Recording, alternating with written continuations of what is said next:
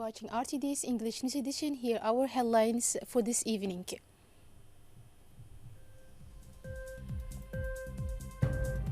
Concerning the 74th General Assembly of the United Nations Assembly opening of the Summit on the Climate Foundation. On the international news, 4 European states agree on the distribution of migrants. Thank you for joining us in our newsroom.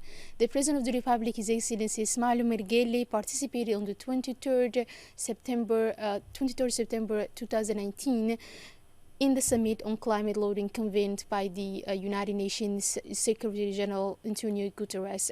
Summit to mobilize political and economic energies at the highest levels to advance climate action with the objective of enabling the implementation of many objectives of the Sustainable Development Programme by 2030. For the experts, this gathering sounds like a reminder to the world's governments which are behind on their commitments under the Paris Agreement. This agreement, adopted in 2015, set a common objective to contain global warming well below 2 degrees Celsius compared to the pre-industrial era in order to limit the disturbance to the Earth system. To ensure that the summit was a global success in line with its objective, several groups were created to prepare for the meeting. They focus on several points, including the social and political factors of change, the transition to renewable energy and industry infrastructure, thinking about solutions based on nature, but also resilience and adaptation and financing. The summit built on the outcomes of the World Summit for Climate Action, the 73rd session of the United Nations General Assembly, the 24th session of the Conference of the Parties COP24 to the UNFCCC, and the Conference on Enhancing Synergies between the Paris Agreement and the Sustainable Development Agenda to 2030, among others. The head of state, His Excellency Ismail Omar Guelleh, delivered a speech in the beginning of which he thanked the Secretary General of the United Nations for organizing and holding this summit. Let's listen to the speech of the President. L'Assemblée générale, Mesdames et Messieurs les chefs d'État et de gouvernement, Monsieur le Secrétaire général des Nations Unies, Mesdames et Messieurs. First of all, I would like to thank the Secretary General of the United Nations and his entire team for organizing this important climate summit.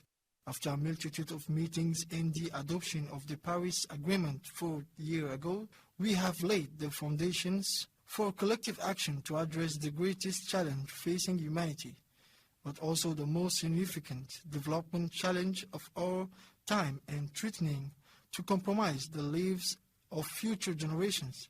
Each region has its own specificities and environmental concerns, which are not necessarily the same as in other regions.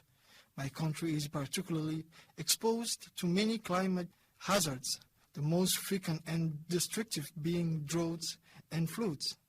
In addition, scarce rainfall that negatively impact rural populations, agricultural activities, and the availability of water resources throughout the country regularly affects the country and weakens the resilience of populations and infrastructure. Djibouti must also prepare for other climate hazards in the medium and long term, such as hurricanes and rising sea levels, which are projected to flood in significant parts of our capital by 2100. These climatic events are mostly unusual and are likely to increase in number and intensity in the future. In order to address this worrying situation, the Republic of Djibouti developed a national strategy on climate change in 2018. The objective of this strategy is to reduce vulnerability and increase the resilience of populations, ecosystems, and infrastructure. In the area of mitigation, our strategy includes accelerating the transition of renewable energy and developing energy efficiency. As part of the global effort to combat climate change, Djibouti submitted its national determined contribution in 2016, in which we made strong commitments on both mitigation and adoption. Indeed, in terms of mitigation, the government has made a commitment to reduce CO2 emissions by 40% by 2030 compared to the baseline scenario. This 40% scenario is said to be unconditional, and the related reduction will be achieved through the implementation of energy and transport program and projects already underway. Under the conditional scenario, which requires additional funding from the international community, Djibouti has committed to reduce by 20% more than the unconditional scenario. Ladies and gentlemen, Djibouti is already meeting its unconditional scenario commitment and has implemented several projects that have reduced CO2 emissions and strengthened the country's resilience. More than 80% of the projects identified in the unconditional scenario have been implemented or are in progress, and in the unconditional scenario have been implemented. The major positive impacts on the country in terms of GHG emissions, but also in terms of improving the living conditions of the populations, are unequivocal. Thus, in terms of energy transition, the electricity interconnection project with Ethiopia has made it possible to reduce the country's CO2 emissions by more than 150,000 tons per year. Djibouti has also initiated several renewable energy projects, namely geothermal, wind and solar energy, which will enable us to sustainability, reduce greenhouse gas emissions. I am therefore pleased to announce to this August Assembly that Djibouti plans to achieve an energy mix of 100% of renewable energy by 2030. The head of state also addressed the efforts of the government of Djibouti to reduce the emission of carbon dioxide in the country. Let's hear it from the President of the Republic. En matière de transition énergétique, le projet d'interconnexion électrique avec l'Éthiopie a permis de réduire annuellement. Ladies and gentlemen, Djibouti's ambition to achieve an energy transition cannot be financed solely from its own resources, because Djibouti, as one of the least developed countries, strives above all to finance the development of priority basic sectors such as health or education, the development of renewable energies, and particularly that of geothermal energy, of which my country has tremendous potential, requires the availability of significant funds for the exploration phases, as does the adaptation and resilience component, which has also suffered from insufficient international financing. The implementation of the Paris Agreement and the many international decisions taken previously require substantial international funding. However, we note we regret that the financial commitments made in Paris have not been fulfilled. Thus, the Green Climate Fund has had at its disposal less than $10 billion over the last 4 years. I would like to take this opportunity to thank and congratulate the countries that have announced a substantial increase in their contribution to this fund, and we urge the industrialized countries to fulfill their promise of climate financing and to simplify the procedures for accessing it. Thank you for your kind attention.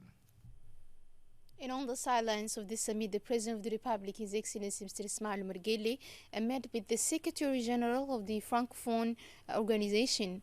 The two sides discussed issues of common interest, especially in the field of Francophone. The meeting was attended by several important figures.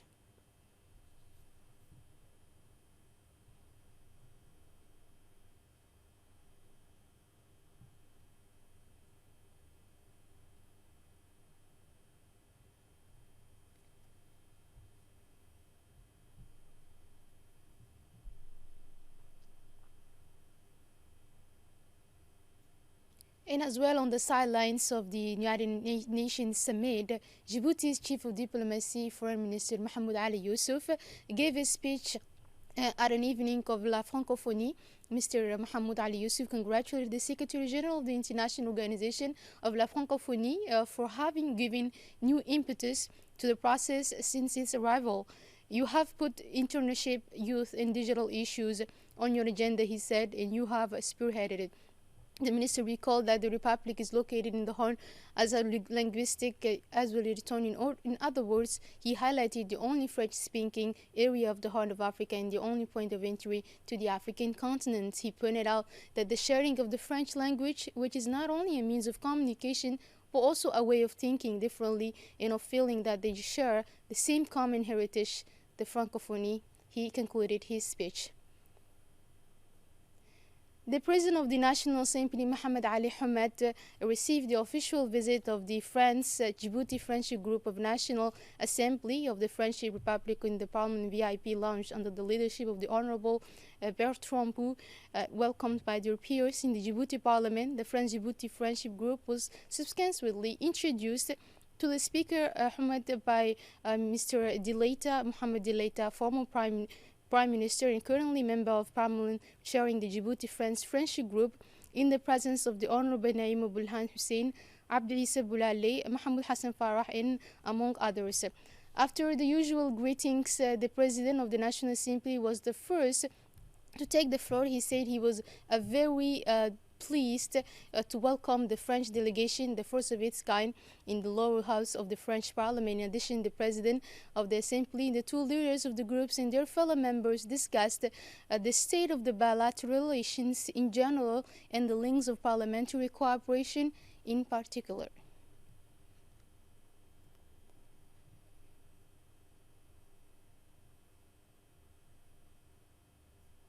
In an interview he gave us, the President of the Djibouti Friendship Group, Mr. Dileita Mohamed Dileita, said that Djibouti shares with the Republic of Djibouti and people of France a long-standing, friendly and even fraternal relationship that has been built and strengthened on the basis of trust and affection. Centuries-old friendship is based on multidimensional cooperation, and France has always been a privileged partner of Djibouti at all levels, he said. This visit of the group to Djibouti is therefore an opportunity to strengthen these cooperative ties between our two nations. This group of friendships between Djibouti and French elected representatives is the ideal way, he said, to respond to a common concern, that of making the most of it and enriching ourselves with our respective experiences and capacities to better fulfill our roles as representatives of our respective people, said Mr. Dileita Mohamed Dileita. The Minister of Finance, Mr. Elias Moussa Douale, received the British Ambassador Alistair MacPhail for our first contact. After the welcome ceremony, discussions focused on the state of bilateral military cooperation and ways of consolidating and diversifying it, as well as on the prospect of extending it to other areas of common interest. It is in this regard both sides expressed their full satisfaction with the level of bilateral or multilateral cooperation, reaffirming the willingness and readiness of both sides to strengthen cooperation and coordination between the armies and as well as our two countries, and to promote them to meet the aspirations of both sides. Other news of this evening's edition: the Minister of Defense in charge of relations with the Parliament, Hassan Omar Mohamed, received today at his office the courtesy visit of the Ambassador of Her Majesty the Queen of Great Britain, Dr. Alistair. The meeting was attended by the Minister's Chief of Staff, Commander Elias Abdullah Gele. After the welcoming remarks, the two men then discussed the state of bilateral relations between the Republic of Djibouti and Great Britain, including cooperation in the field of defense. They discussed ways and means to promote them. The Minister of Defense in charge of relations with Parliament, Mr. Hassan Mohamed Umar, thanked his host for the outstanding work carried out to strengthen friendly and cooperative relations between the two countries. Moving on in the national news, also the British Ambassador, Dr. Alistair, has been received by the President of the Port Authorities in Free Zones. This courtesy visit was also an opportunity for the two personalities to discuss cooperation between Great Britain and the port authorities in various strategic areas. For his part, the ambassador stressed the importance and geostrategic position of the Republic of Djibouti, which is located at a crossroads of world maritime trade. This first meeting, which was full of warmth and sincerity between Mr. Abu Bakr Omar Hadi and the ambassador, suggested that this is the starting point for increased collaboration between the two men. The Saudi ambassador, accredited to the Republic of Djibouti, Mr. Abdulaziz bin Abdullah Al Madad, organized a reception last night at the Hotel Kempinski Palace to celebrate the 89th national holiday of the kingdom. Several members of the government, including the Minister of Islamic Affairs, Culture and Waqf, Mr. Mumin Hassan Barre, as well as the Chief of General Staff of the Djibouti Armed Forces, General Zakaria Sheikh Ibrahim, and the Secretary General of the Ministry of Foreign Affairs and International Cooperation attended this annual event.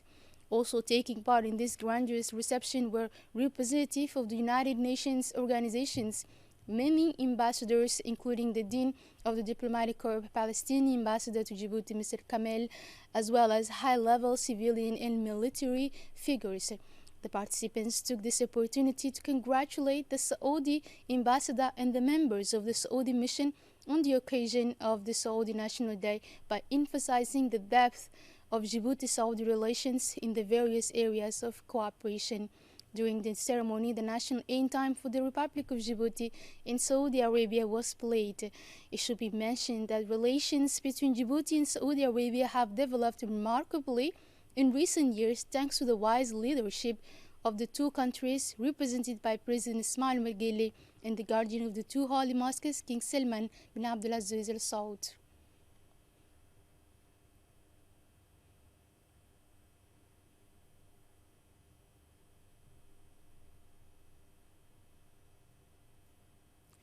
The Minister of Islamic Affairs and Culture, Mr. Mumin Hassan Barre, gave us who represented the Djibouti government at this event, delivered a short speech in which he congratulated Saudi Arabia on the occasion of the celebration of the 89th anniversary of the National Day. In his speech, the minister praised the good fraternal relations and close ties between the Republic of Djibouti and Saudi Arabia. He pointed out that these relations have developed remarkably in recent times thanks to the wise leadership of the two countries, represented by President Ismail Margele and the guardian of the two holy mosques, King Salman Abdulaziz. Mr. Mumin Hassan Barre affirmed that the kingdom is a major partner of the Republic in promoting the country's economic and social development. In conclusion, the Minister of Islamic Affairs and Culture renewed the congratulations of the leader, government and people of the Kingdom of Saudi Arabia.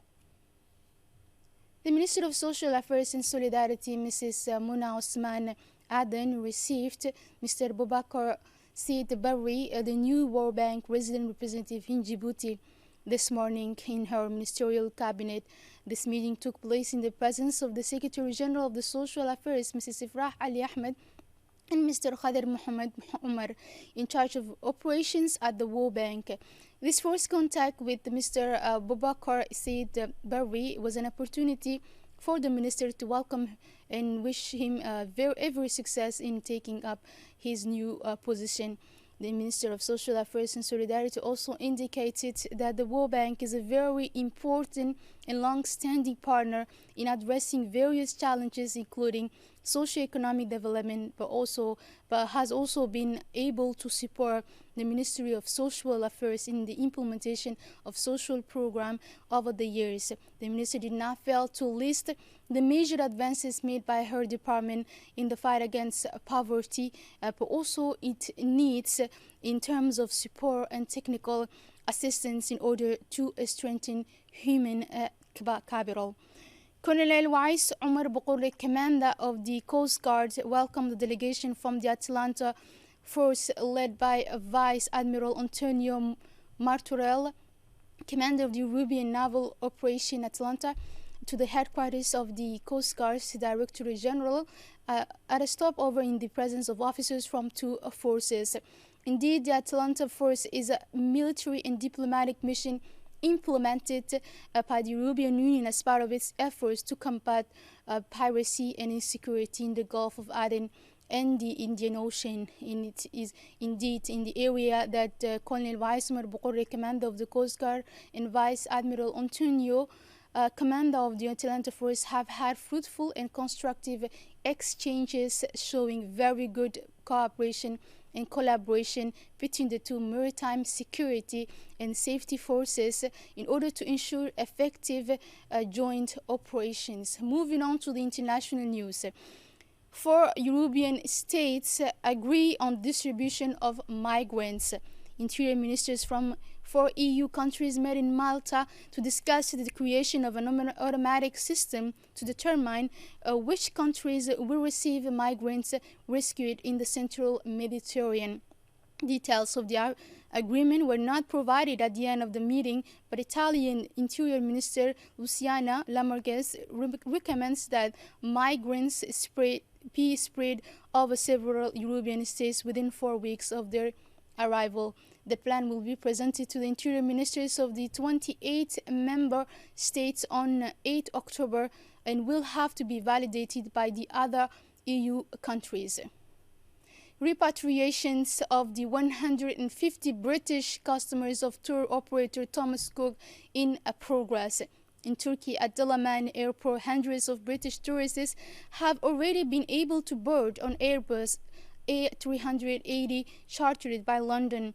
The bankruptcy of tour operator Thomas Cook triggered a massive repatriation operation for the 150,000 British customers on holiday. More certain, the fate of the other 450,000 holiday makers is decided between several countries and subsidiaries of the group according to different regulations. In Corfu, Greece, or other British people were queuing to leave when they were asked about the bankruptcy of the oldest British tour operator. The emergency repatriation operation, the largest since the Second World War, has so far mobilized some 50 aircraft to carry out some 1,000 return flights. That's all for this news. Thank you for joining us on Radio Television of Djibouti, and have a good night.